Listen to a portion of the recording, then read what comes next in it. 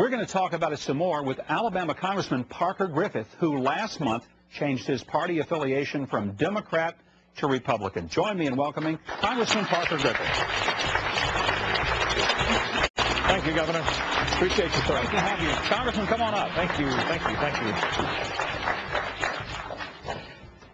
Congressman, the obvious question. And by the way, I need to disclose a little to the audience. Before your switch, I'm a good friend of one of the opponents you'll have in the Republican primary, a person who I like very much. But I wanted to say that because I didn't want you nor the audience to think that I'm here with an ambush. I want to talk not about the future of the election. I'm very interested, though, what caused you to say, enough of this, I'm leaving the Democratic Party? Well, I've always been an independent and conservative individual, elected to the Congress from Alabama 5. And I was able to watch the Democratic Party up close. There are a lot of fine, conservative, moderate Democrats in the party, but they have no voice. The left wing of the Democratic Party has carried it all the way to the cliff. I watched a disastrous stimulus bill, a disastrous cap-and-trade bill done in the middle of the night.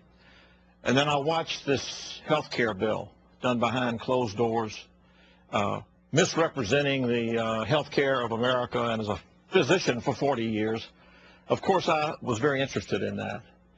And when we saw the debt that was being piled on our children and our grandchildren, I decided that my district, which is all about missile defense, manned space flight, which this administration has had nothing to do with and is not supporting, I felt like it was time for me to say enough is enough. And the Republicans, every time I looked around for help for missile defense or manned space flight, there was a Republican there.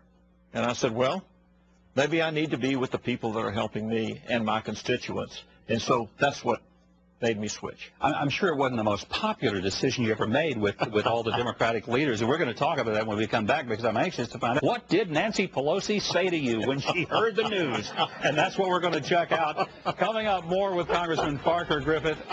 We're back with Alabama Congressman Parker Griffith, a Republican who used to be a Democrat. We were talking just before. I want to know, did Nancy Pelosi say anything to you? Did she call you up and say, Congressman? Nothing yet. Some of her friends have called, and interestingly enough, I've been warmly received by many of my friends in the Democratic Party because I think many of them understand what I did. Whether they do the same thing or not depends on their individual circumstances.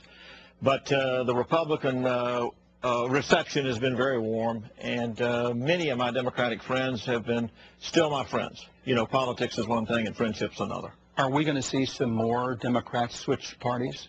Is that something we should? I think we're going to see maybe some switches and maybe some more retirements. Yeah. Many of the Democrats who are really not in touch with that far left wing of the party are retiring. And Congressman Vic Snyder from my district, he's my congressman. Great congressman. Vic Snyder's a great congressman. Man of great conscience. Yes. You know, Vic and I worked together when I was lieutenant governor. He was the state senator, and then he went on to Congress. But the thing I learned about Vic, he was a man of conscience and conviction. Yes. But even when I disagree with him all the time, he did what he believed was right. But he retired, and I know he has some family obligations. I know that. But I think deep down there was a lot of it just sick of having to put up with being pressured all the time to vote for things and knowing that his constituency back home didn't want him to.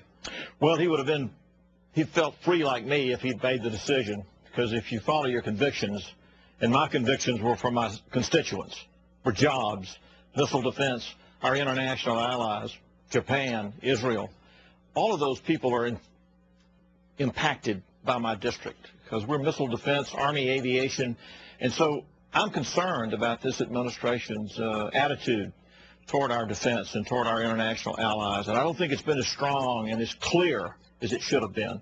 I know the Israelis are very, very concerned about abandoning just light of what could be a very real threat from Iran on the nuclear side. Absolutely they are. I've been to Israel twice now in the last 8 months, and they're very, very concerned, and they're very anxious, and they don't understand the ambiguity. They don't understand the double talk.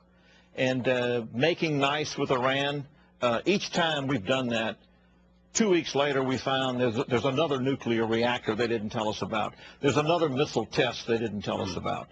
And so I think our State Department as well as our administration hopefully they'll realize this is a big boys game. This is hardball out there. These people are not going to change their attitude toward America. They're only going to change because we're stronger than they are. So the idea that we're going to go over and have a little talk and everything's going to be fine is a big mistake.